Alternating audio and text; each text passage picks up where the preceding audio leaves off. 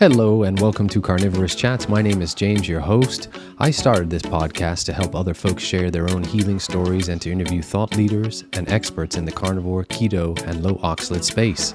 Before we begin, I'd like to give a shout out to Equip Foods and the Carnivore Bar. As an affiliate, you can use the link in the show notes to get a discount on their products when you check out using the code Carnivorist.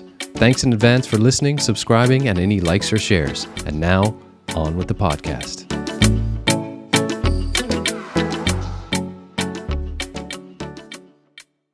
Hi, everyone, and welcome to Carnivorist Chats. It's James, your host. I wanted to do this solo episode, my first solo episode, because I've got a ton of questions from folks online asking about how I started and what I eat currently on the carnivore diet, because I do post pictures every day of what I eat on my Instagram stories and sometimes on Twitter as well. But especially folks that have come from a similar vegan dietary background as I have, they're looking for some of the nuances and little tweaks that I use along the way that have helped me. And I wanted to do this episode just to help those folks out that may be suffering or may have questions about how to start, where to go when you begin the carnivore way of eating. So where do I start? Well, let's go from the beginning. You have to remember that I came to this diet from a highly oxalate toxic plant-based background for 6 years almost. And as you've heard me talk about on podcasts, I had to figure out my way out of my ill health. And that came down to changing what I put in my mouth. So when I was researching online about potential toxicities in plants, as you already know, I came across this presentation by Sally Norton online on YouTube, Lost Seasonality and the Overconsumption of Plants. And that really caused me to rethink what I was doing.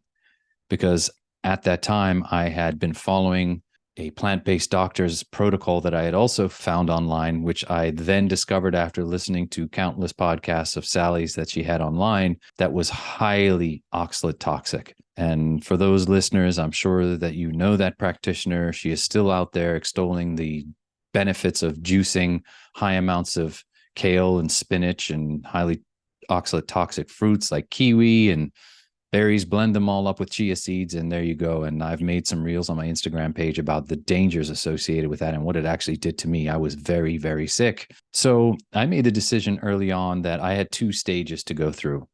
Number one, I wanted to lower my oxalate toxicity in terms of the foods that I was ingesting that were highly oxalate toxic.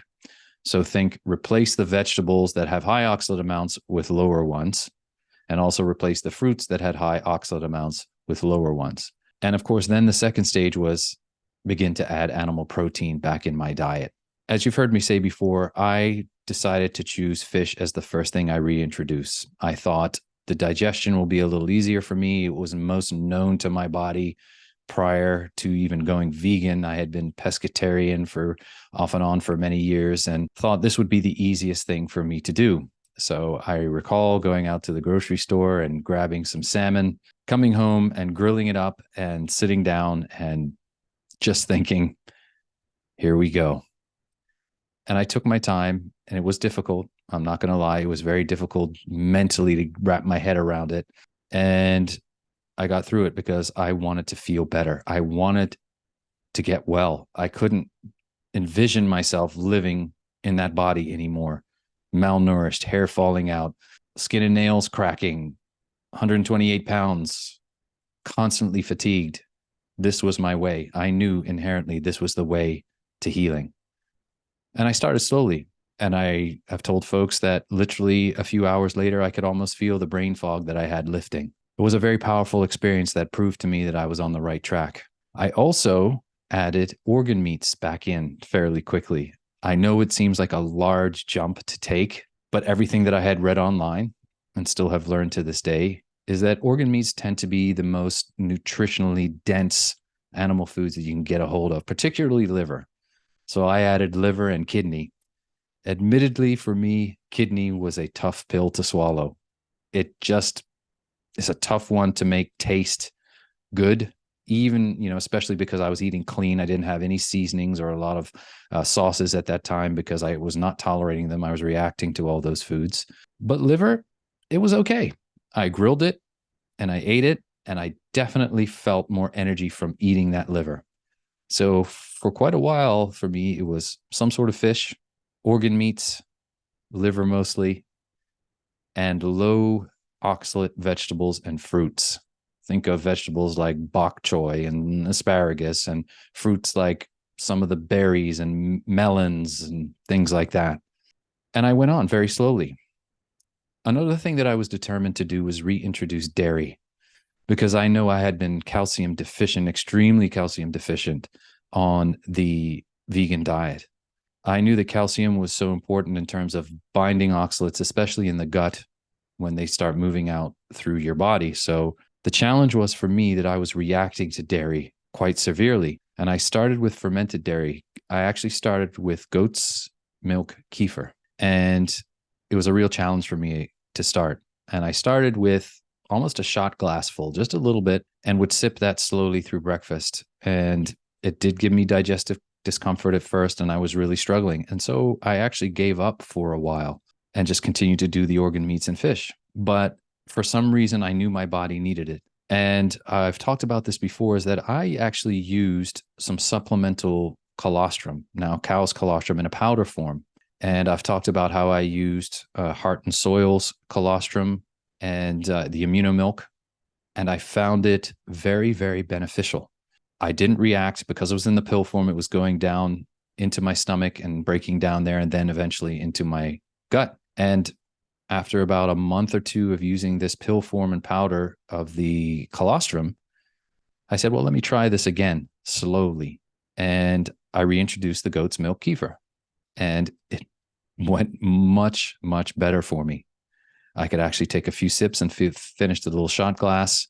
And that's all I did. And again, for many, many months, I just slowly reintroduced the dairy. And I knew enough to know that if I was going to do a dairy, that fermented dairy was going to be much more easier for me to digest rather than a whole milk product. We cannot get raw milk where I live. So I made the best of what I could get a hold of, and fermented dairy, organic and grass fed and all those fun things were what I decided on.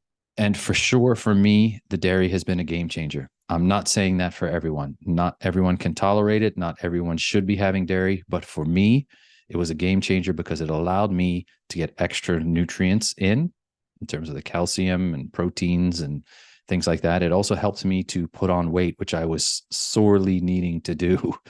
I mean, you can imagine being 6'2" and 127 pounds and just wishing that you had enough size on your mass on your frame that you didn't look like a skeleton. So I used these things very slowly over the course of the year. And you will have heard my story before where I started to feel so good about 3 to 4 months into the diet that I decided I was going to, right, vegetables were out. I was feeling so good. I didn't need them anymore. I didn't want the fruits anymore. And I stopped cold turkey. And that was the truth. I was starting to feel so much better. However, the nuance is that if you come from a background that is severely oxalate toxic, that your body will then begin to release the oxalates that it has stored, which is also known as oxalate dumping. And I had reached out to Sally online to say, oh my gosh, I am in so much pain right now. I've got aches where I had injuries before. I'm feeling really stiff. I've got headaches, and my migraines were coming back. She let me know that this was a classic sign, especially for those that have come from a vegan plant-based background that have gone carnivore, of oxalate dumping. And there are a couple of tips that I use thanks to her and other folks online that I have employed since then that are still to this day included in my diet. So what is it that I do now on a daily basis? Well, let me sort of break it down for you. I get up in the mornings. First thing that I do, I wake up very early. I like getting up early in the day, and I wake up at 5 o'clock and do some stretching. Once I'm done that, I go in and I turn the kettle on for some hot water. And while that's boiling, I just step outside and get some fresh air, wait for the kettle to boil, come back in, and I put some Celtic sea salt and some splash of organic lemon juice in that water. Now, on its own, for those folks that aren't dealing with oxalate toxicity, some lemon juice and some sea salt first thing in the morning, because we get dehydrated as we're sleeping, can be very beneficial. It's particularly beneficial for those who are oxalate toxic because you're getting your minerals back in, because oxalates, as you may or may not know, bind to a lot of minerals, which is why another recommendation is to early on use some electrolytes as you transition over to the carnivore way of eating. So you're getting that lemon, the citrate, the citric acid in there. You're also getting some sea salt to replenish your body first thing in the morning. And I found that very helpful. So I'd sip that slowly as I do some early morning reading. And about an hour later or so, I begin to cook breakfast. So I let that sit and then I have my breakfast. My breakfast these days consists of burger patties, turkey bacon, raw cheese, and kefir. Now, it didn't start out that way. And I tell folks early on the carnivore way of eating, eat what you crave and you can afford. And you'll begin to realize what works and does not work for your body. I started off after hearing folks online extolling the virtues of the high fat carnivore way of eating. I thought, well, I'm just going to go all in 80-20 or even fattier ground beef, and my body could not handle it digestively. Very quickly, I realized that I needed to up my stomach acid and help my poor gallbladder and liver by supplementing with enzymes as well.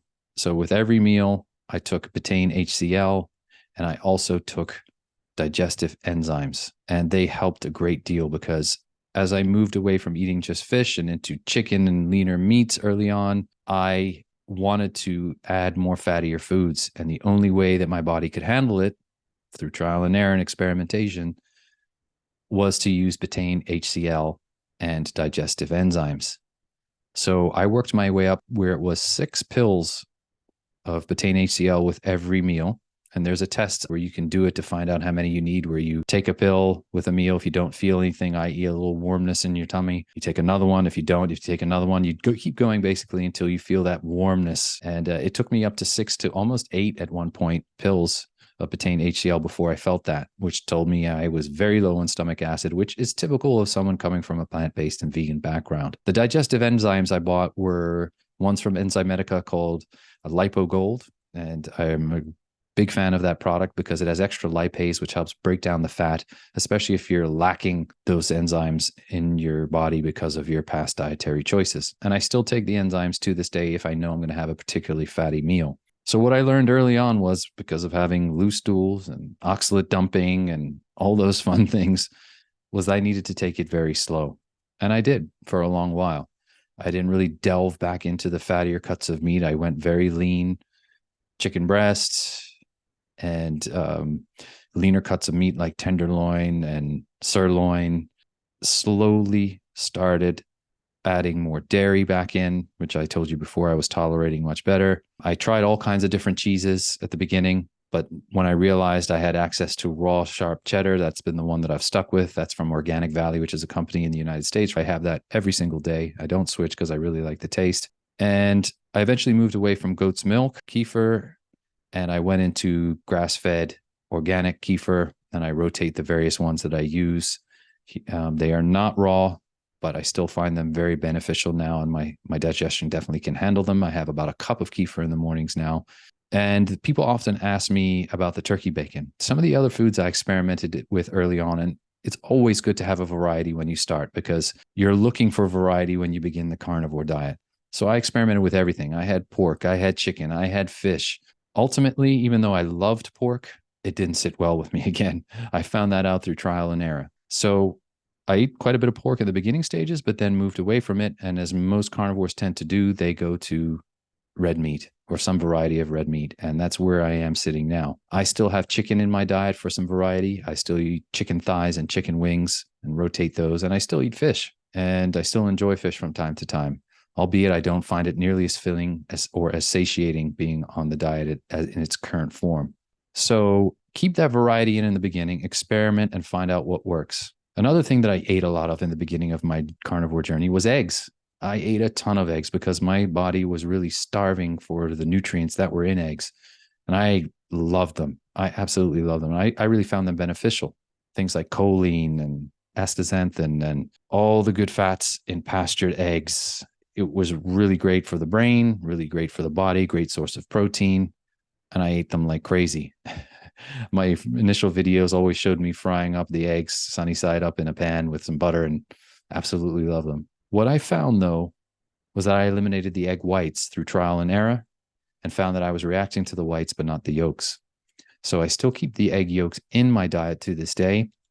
How I incorporate them is I'll either just scramble them or I'll make some yolk chaffles in a little waffle maker with some butter and make a little sandwich, a couple of those, and you're good to go. You can put a patty between two egg yolk chaffles, and you can put cheese in there for the chaffle part of the cheese and waffle. But I choose to just kind of keep them plain now. And it's delicious. It almost is like a egg sandwich. So I am still eating egg yolks to this day, but not the egg whites typically. I will make exception sometimes when I'm on vacation and there's no other option, staying in a hotel and you don't have any options. But inevitably, excuse me, I always feel a little bit off after having whites. But you know what? You do the best you can when you can with what you got. And I still say that to this day. Don't let perfect be the enemy of good. Don't feel that you have to do this and have to do that. Just see and find out what works for you. So let me go back to the timeline. First thing, 5:30 in the morning, start out with my lemon and Celtic sea salt in my hot water. Then about an hour or so later, I begin cooking breakfast, usually around 6:15 or so. And I barbecue a couple of 90-10 ground beef patties, and they are not grass finished. I eat grain-fed beef, and I found it very helpful on my healing journey. On that first breakfast board, I have 2 grain-finished burger patties, 2 slices of turkey bacon, which, as I mentioned to you before, I switched over to turkey bacon because I find it sits in my digestion much easier, probably because of the high fat in the bacon that I was eating from the pork. But the leaner cut of the turkey bacon, I like the way it crisps up on the barbecue and find it very tasty. I also have usually 4 slices of the organic sharp cheddar cheese. I put 2 pats of lactose-free butter from a company called Green Valley on top. I also found that my digestion just is better without the lactose. So if I can find butter without the lactose, and Green Valley makes a really good 2-ingredient butter, with just salt and the milk, and that's it, and the cream, and no lactose in there. They take the lactose out, which is great. So it sits very well. I took 2 pat of butter on each of the burger patties, and I'm good to go. And then, of course, I have the cup of kefir, usually right when I'm finishing my breakfast, which is absolutely delicious. And again, really sits well and has helped me on my journey. When I first started, I was eating probably 2 meals a day because the breakfast was bigger, so I wasn't really hungry. And then the dinner was bigger as well. So there was a bit of a fast between breakfast and dinner, and it worked. However, as I wanted to continue to put on weight and was exercising more, I found that adding a small meal at lunchtime as well, which simply consists of another burger patty with some more turkey bacon, for me really works. So I'm actually eating 3 meals a day, but the middle of the day, the lunchtime meal is much smaller. It's a burger patty. And that's usually around noon.